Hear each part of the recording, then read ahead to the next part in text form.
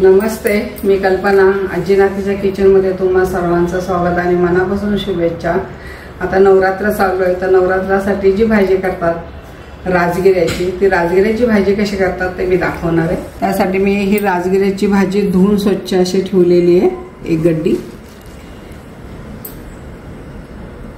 जिरे, मीठ, हे मिरची आणि आल्याचं वाटण आहे आणि हे 2 बटाटे उकडलेले आहे आणि फोडणीसाठी तेल.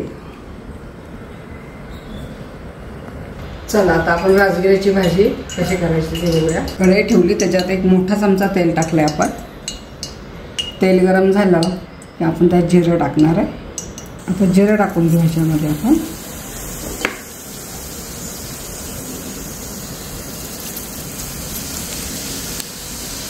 जिरं चांगलं तडतडलं आपण जे मिरची आणि आल्याचा ठेचा केला तो टाकणार आहे.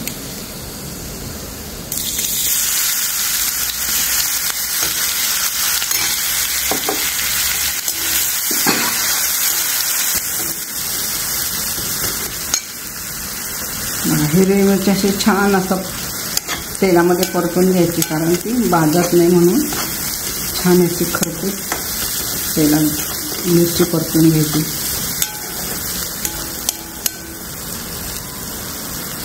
आपली आता मिरची परतून झाली आहे. आता ह्याच्यात टाकणार आहे आपण भाजी. हे दिसायला खूप दिसते पण शिजलं की कमी होते. आपण थोडं टाकून परतून घेऊ. तुम्ही जर ही चिरून घेतली तरी चालते बारीक, त्यांची पानं मोठी असतात ना. मी अशीच घेतली अख्खी, कमी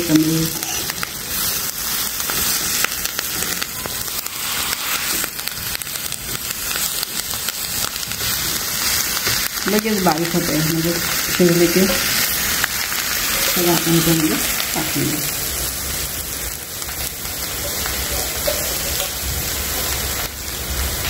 आणि आपण जरा थोडी परतून आले की मग आपण जास्त मीठ घालणार आहे, म्हणजे अजून शिजून बारीक होते.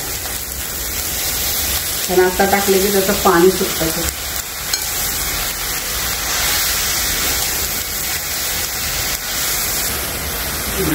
कमी झाली भाजी आता.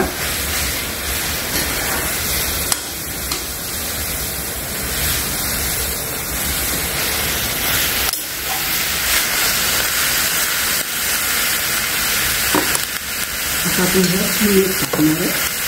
त्याचं पाणी सुटेल मीठ टाकणार.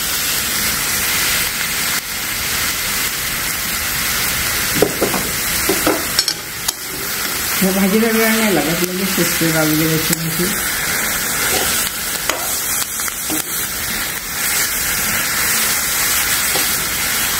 पाणी सुटायला लागलं.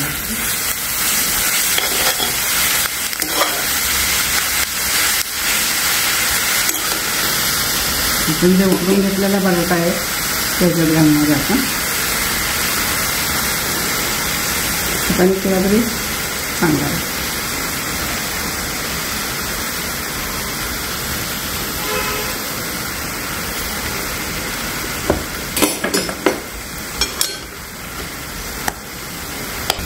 बघा आता इथं भाजीचं पाणी सुटलंय. त्या वेळामध्ये ही भाजी छान होते. दुसरं वरचं पाणी घालायचं नाही, त्यात अंगचंच पाणी असतं.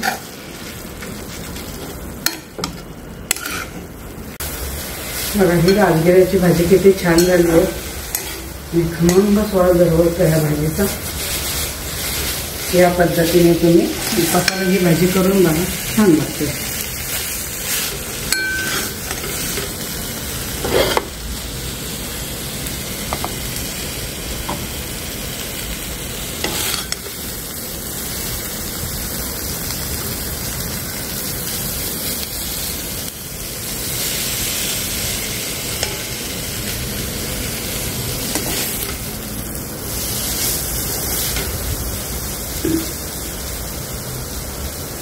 तुम्हाला जर ही रेसिपी आवडली असेल तर लाईक करा, कमेंट करा, सबस्क्राईब करा.